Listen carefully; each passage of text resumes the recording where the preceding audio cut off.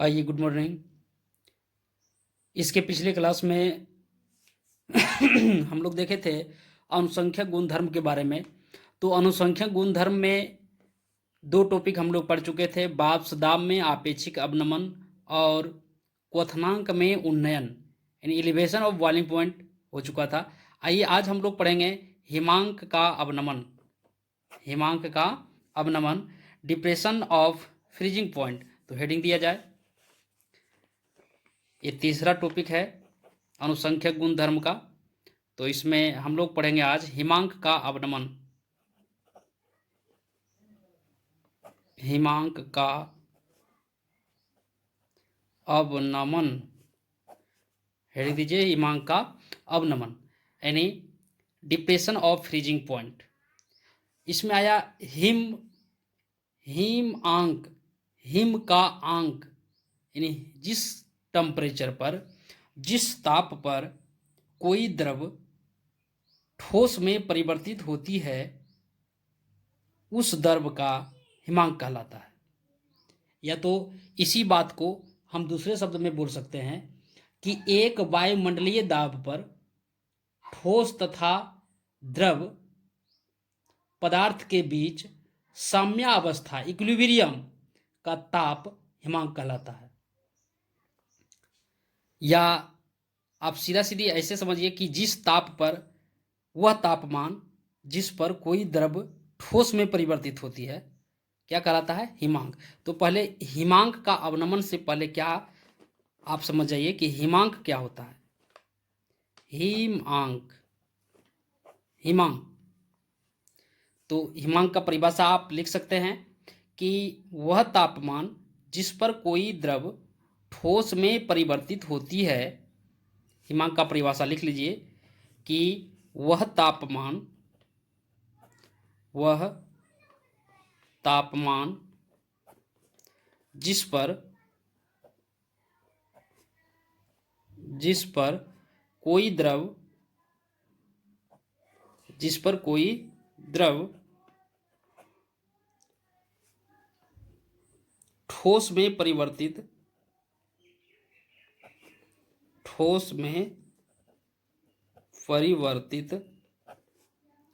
होती है, द्रव का हिमांक कहलाता है। द्रव का हिमांक कहलाता है।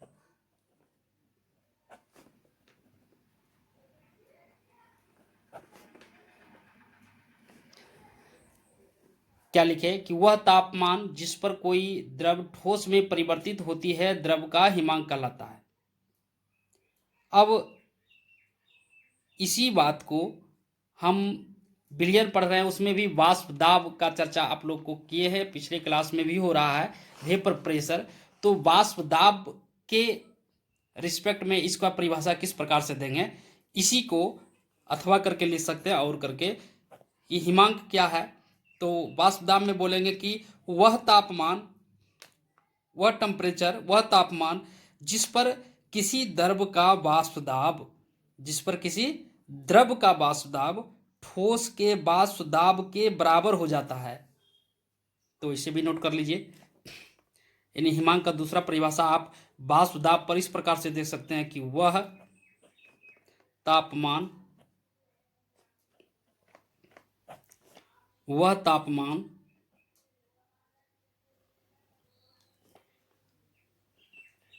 जिस पर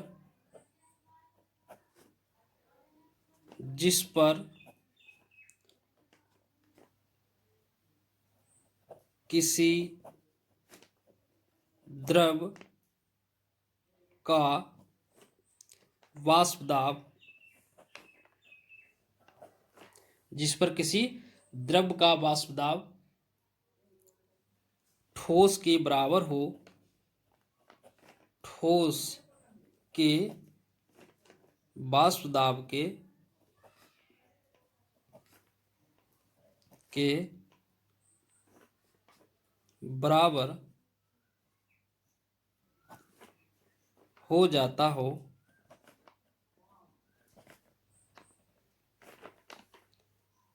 द्रव का हिमांक कहलाता है।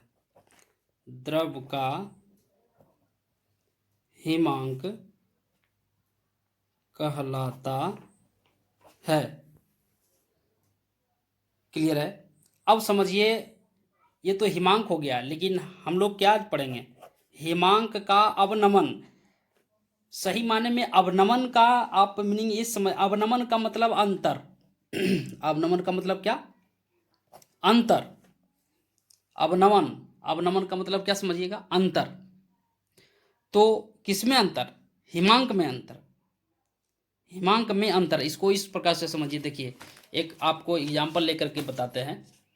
आप ऐसे समझ सकते हैं कि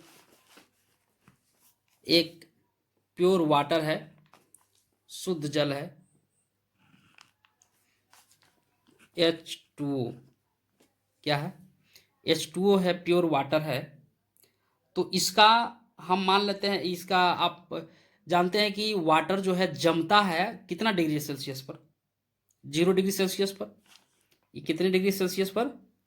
0 डिग्री सेल्सियस पर। यानी इसको हम मान लेते हैं कि इसका यानी फ्रीजिंग पॉइंट इसका क्या है? आप पढ़ रहे हैं हिमांक का अवनमन या depression of freezing point. Depression of freezing point यानी फ्रीजिंग पॉइंट। तो इसका फ्रीजिंग पॉइंट क्या होगा? वाटर का फ्रीजिंग पॉइंट 0 डिग्री सेल्सियस पर जमता है।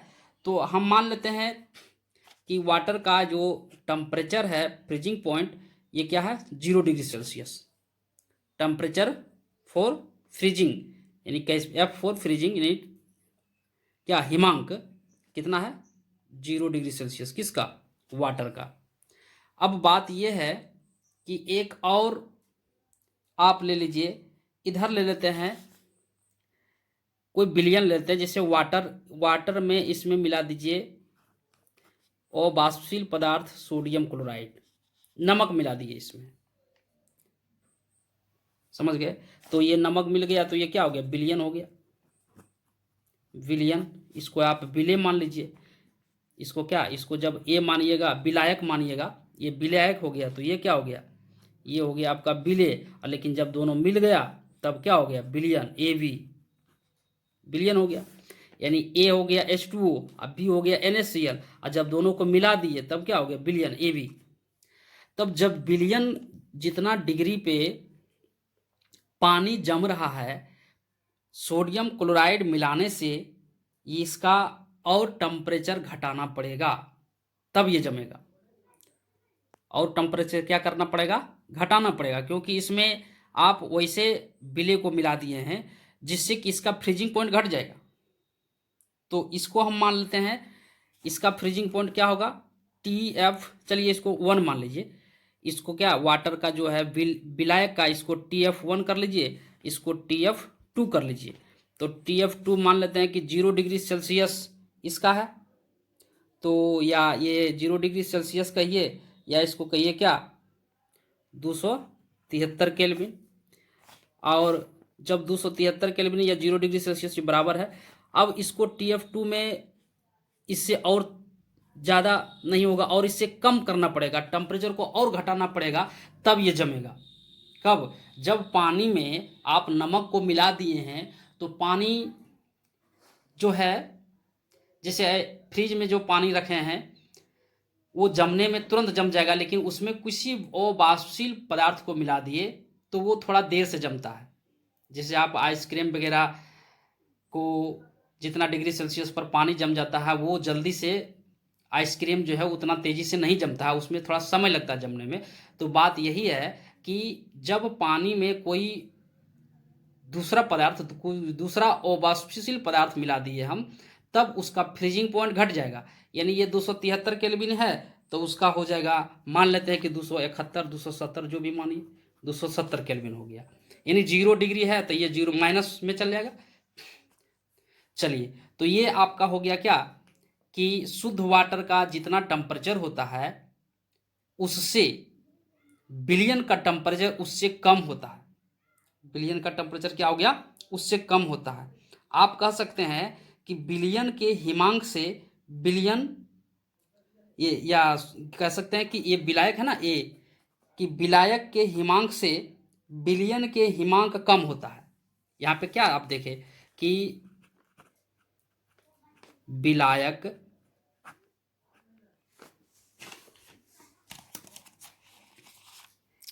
ये विलायक है, विलायक के हिमांक से, विलायक के हिमांक से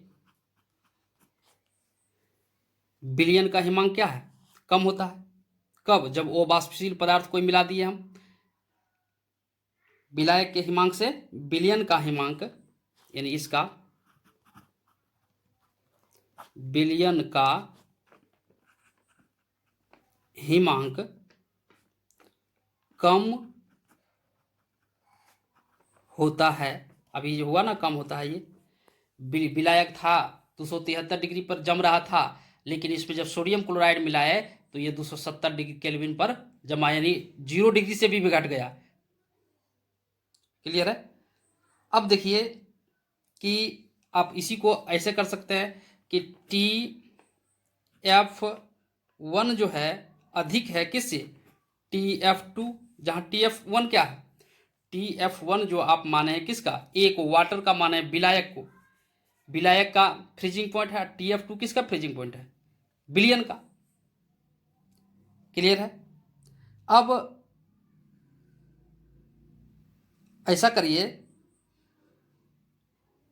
कि इसको आप लैंग्वेज में लिखने के लिए आपको बोलें तो क्या करिएगा, लैंग्वेज में इसी बात को बोलेंगे लिखने के लिए कि इसमें क्या किए हम, तो आप बोलिएगा कि जब किसी विलायक में, जब पानी में सोडियम क्लोराइड को मिला दिए, जब आपने क्या किए, पानी में सोडियम क्लोराइड को मिला दिए, जो कि क्या है, सोडियम क्लोराइड वो वाष्पशील है, तो मिला देने से क्या हुआ, उसके हिमांक में जो है जमने की प्रवृत्ति जो है, हिमांक में फ्रीजिंग पॉइंट में कमी आ गई।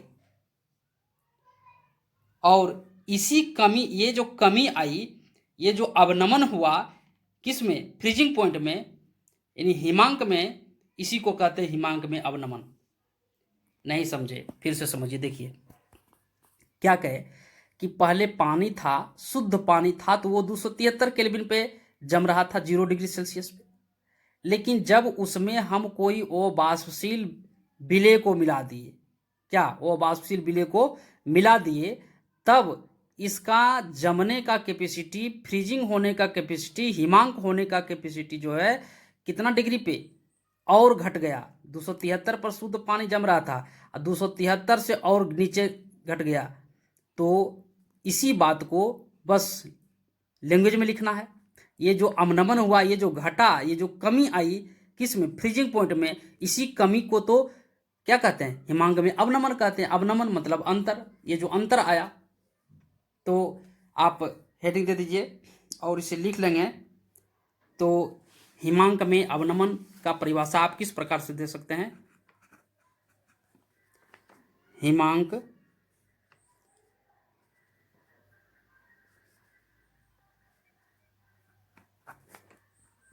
का अवनमन,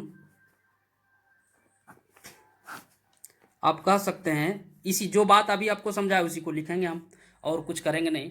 तो लिख लीजिए, जब किसी विलायक में अवाष्पशील विलेय मिलाया जाता है, जब किसी विलायक में, जब किसी विलायक में अवाष्पशील विलेय मिलाया जाता है, जब जब किसी विलायक, जब किसी विलायक, विलायक फॉर ए फॉर क्या, वाटर, वाटर जो लिए हैं, जब किसी विलायक में अवाष्पशील विलेय, अवाष्पशील विलेय, विलेय की जगह पर क्या लिए हैं, विलेय की जगह पर आपने लिया क्या, सोडियम क्लोराइड, अवाष्पशील विलेय की जगह पर सोडियम क्लोराइड। जब किसी विलायक में अवाष्पशील विलेय को क्या किया, मिलाया जाता है, मिलाया जाता है, तब उसके, तब उसके हिमांक तब उसके क्या होता है, हिमांक में कमी आ जाती है, तब उसके हिमांक में कमी कमी आ जाती है। और इसी को क्या कहते हैं, कमी जब आ जाती है, क्या लिखे, जब किसी विलायक में अवाष्पशील विलेय को मिलाया जाता है तब उसके हिमांक में कमी आ जाती है, उसे हिमांक में हिमांक अवनमन या हिमांक का अवनमन कहते हैं, हिमांक का अवनमन कहते हैं। अब बात यहाँ ध्यान दीजिएगा कि हिमांक का अवनमन को हम सूचित करेंगे डेल्टा टी एफ से। हिमांक का अवनमन को किसे सूचित करेंगे, डेल्टा टी एफ से। तो डेल्टा टी एफ मतलब समझ जाइएगा, कहीं भी लिखेंगे डेल्टा टी एफ तो आप समझिएगा क्या लिखा है, हिमांक अवनमन लिखा है, हिमांक अवनमन। अब देखिए, आप जानते हैं डेल्टा टी एफ क्या, हिमांक अवनमन, तो आप ऐसे लिख सकते हैं क्या, delta T F is equal to, अवनमन कितना हुआ, टी एफ, जितना जितना टी एफ था, ये पानी जम रहा था उससे कम टेम्परेचर पर कौन जम रहा, जब सोडियम क्लोराइड को मिलाए, तो क्या लिख सकते हैं, delta T F is equal to delta T F one minus delta T F two. Delta T F बराबर क्या हो गया, डेल्टा टी एफ क्या है, जहां डेल्टा टी एफ है हिमांक में अवनमन, और डेल्टा टी एफ वन क्या है, तो लिख लीजिए, तो डेल्टा टी एफ वन आपका हो गया, डेल्टा टी एफ वन क्या है, डेल्टा टी एफ वन जो है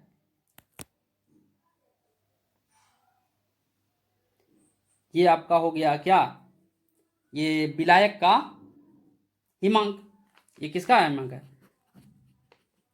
विलायक का हिमांक। और डेल्टा टी एफ टू क्या है, ये आपका है विलेय का हिमांक। क्लियर है इतना। और यहीं पे आपको बताए थे कि ये हमेशा क्या होगा, डेल्टा टी एफ वन हमेशा क्या होगा, ग्रेटर होगा किससे, डेल्टा टी एफ टू से, क्योंकि ये आपका है क्या, विलायक का, और वो है आपका क्या, विलयन का। सॉरी, यहाँ पे आप गड़बड़ कर लिए हैं, ये किसका है, विलयन का, विलेय का नहीं है, ये आपका है विलयन का, ये किसका है, विलयन का, क्योंकि ये डेल्टा एफ वन किसको माने हैं, डेल्टा एफ वन माने हैं ये विलायक का, और ये विलेय का नहीं ना है, ये तो जब मिल गया घुल गया तो विलयन हो गया ना, तो यहाँ पे विलयन का हिमांक आपका होगा डेल्टा टी एफ टू। तो विलयन का हिमांक जो होगा हमेशा कम होगा, हमेशा कम होगा किससे, विलायक से। तो यहाँ पे इसी बात को लिखे हैं कि T F one greater than T F to का। अब ध्यान दीजिएगा, इसी को एक ग्राफ के रूप में हम किस प्रकार से दर्शा रहे हैं, देखिएगा, इधर ले लेते हैं प्रेशर और इधर ले लेते हैं टेम्परेचर।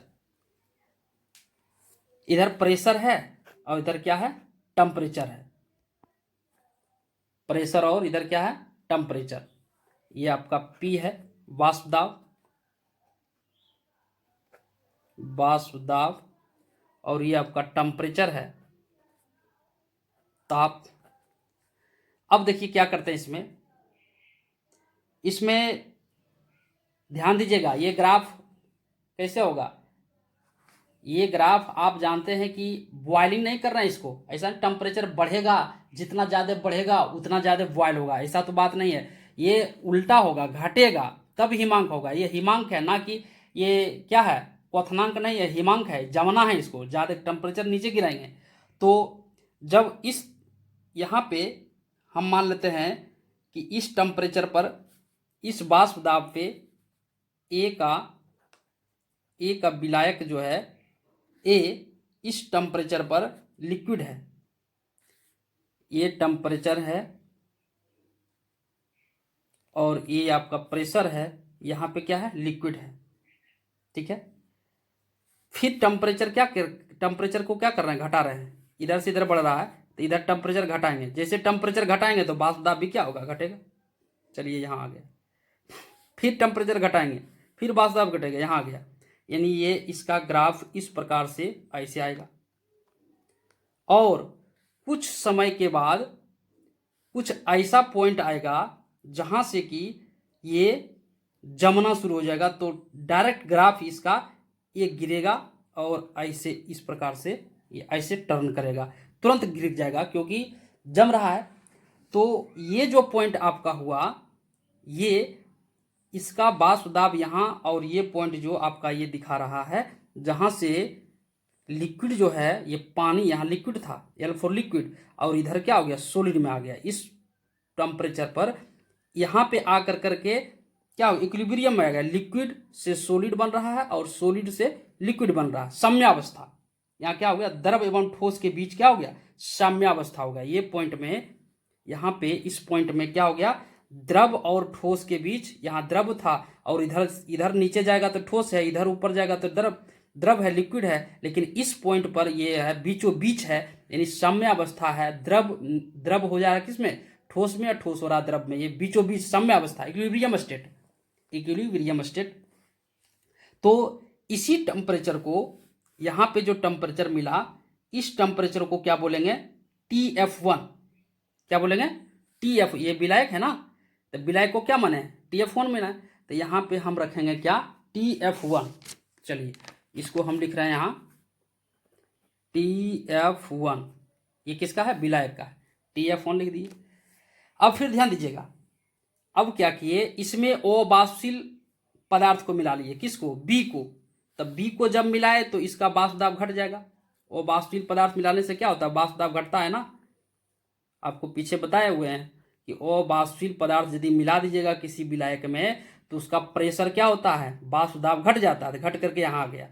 इस टेम्परेचर पर ये क्या है, ये आपका विलयन है, विलयन, और ये क्या है, विलायक है। एग्जाम्पल पीछे लिए थे ना, ये विलायक के जगह पर पानी लिए थे, H2O लिए थे, और विलयन में पानी में ये तो A है तो ये भी यहाँ पानी है, लेकिन B के जगह पर क्या है, ये पानी में मिला हुआ क्या है, NaCl, नमक मिला हुआ है। तो आइए इस टेम्परेचर पर और इस प्रेशर पर विलयन क्या है, लिक्विड में है। इस टेम्परेचर पर और इस टेम्परेचर और इस प्रेशर पर विलयन क्या है, लिक्विड में है। लेकिन जैसे जैसे इसका टेम्परेचर हम घटाते जाते हैं, चलिए घटाते गए और ये आके सॉलिड में कन्वर्ट हो गया। यहाँ पे आकर के देखिए, इस स्थान पे आकर के क्या हो गया, ये सॉलिड में कन्वर्ट हो गया। तो ये जो टेम्परेचर हुआ आपका, ये किसका टेम्परेचर, ये आपका समय अवस्था फिर हो गया किसमें, विलयन का द्रव में और सॉलिड में, साम्यावस्था है, इक्विलिब्रियम स्टेट। लेकिन ये जो टेम्परेचर आया यहाँ पे, यहाँ देखिए टेम्परेचर इससे और नीचे हो गया। विलायक का शुद्ध टेम्परेचर यहाँ से ही ये ठोस में कन्वर्ट हो रहा था, लेकिन विलयन का घटते यहाँ तक आकर के टेम्परेचर इसका और घट गया। यहाँ पे TF2 पे आकर करके ये क्या हो गया, ये सॉलिड में कन्वर्ट होने लगा। इतना समझ गए। यही जो चेंजिंग हुआ, यहाँ से इतना दूर का चेंजिंग हुआ, इसी को डेल्टा TF से सूचित किए। और डेल्टा TF क्या है, तो डेल्टा TF ही है हिमांक का अवनमन, यही ना है, यही तो है अवनमन, हिमांक का अवनमन। तो ये आपका ग्राफ हो गया किसके, TF2 और TF1 के बीच। ये TF2 आपका है विलयन का और TF1 है ये विलायक का, ये A का है और ये AB का है। कोई दिक्कत। चलिए अब आगे बढ़ते हैं। तो इसका नियम ये क्या कह रहा है, इस नियम में कह रहा है ये कि किसी विलयन के हिमांक जो होता है, किसी विलयन के हिमांक में अवनमन जो होता है, ये विलयन के मोलल सांद्रता के समानुपाती होता है। आप इसको इस प्रकार से व्यक्त कर सकते हैं। ये नियम जो है किसका, हिमांक का अवनमन का, ये डेल्टा टी एफ समानुपाती एम, जहां एम क्या है, मोललता है, जहां एम क्या है, मोललता। आपको क्वथनांक में उन्नयन उसमें भी बताए थे, वो भी अब एम आया था, मोललता आया था। तो इसमें भी है कि फ्रीजिंग पॉइंट जो होगा, यानी अवनमन हिमांक जो होगा, किसी विलयन का हिमांक जो होगा, हिमांक में अवनमन, यानी जो अवनमन मतलब क्या, अंतर, हिमांक में अवनमन, वो किसके समानुपाती होगा, मोलल के समानुपाती होता, मोललता के समानुपाती होगा। इसी को आगे बढ़ाएंगे तो डेल्टा टी एफ समानुपाती एम होगा, और ये delta T F is equal to, ये आपका ये हो गया क्या, हिमांक स्थिरांक हो जाएगा के एफ एम, और याद करिए फिर से delta T F is equal to, यहाँ क्या है, के एफ को लिख लीजिए कि हिमांक अवनमन स्थिरांक, फ्रीजिंग पॉइंट कांस्टेंट है ये, तो हिमांक अवनमन स्थिरांक, ये टी एफ इजकल टू, ये तो के एफ हो गया, कांस्टेंट है, और एम का फॉर्मूला जानते हैं मोललता का। मोललता का फॉर्मूला आप लोग पढ़े हैं कि मोललता का फॉर्मूला होता है W B into 1000 by M B into W A, किस में, इन ग्राम में। ये हो गया आपका विलेय का द्रव्यमान, और ये हो गया विलेय का अनुभार, ये हो गया विलायक का द्रव्यमान। तो ये आपका मोलल हो गया, और यही आपका क्या हो गया, ये आपका मैथमेटिकल फॉर्मूला हो गया किसका, किसी विलयन का हिमांक is equal to K F W B 1000 M B. इस पर देखिए एक नोमरिकल देख लेते हैं, कॉन्सेप्ट क्लियर हो जाएगा। तो नोमरिकल लिखेंगे, इसमें है, नोट करना है नोमरिकल में कि 45 ग्राम इथाइलिन ग्लाइकोल, लिख लीजिए क्वेश्चन में, 45 ग्राम इथाइलिन ग्लाइकोल यानी CH2OH, इसी को ना कहते हैं इथाइलिन ग्लाइकोल।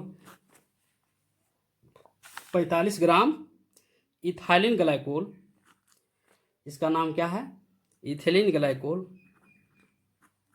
इथिलीन ग्लाइकोल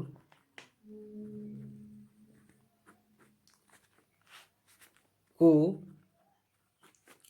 600 ग्राम जल में मिलाया जाता है, जल में मिलाया जाता है।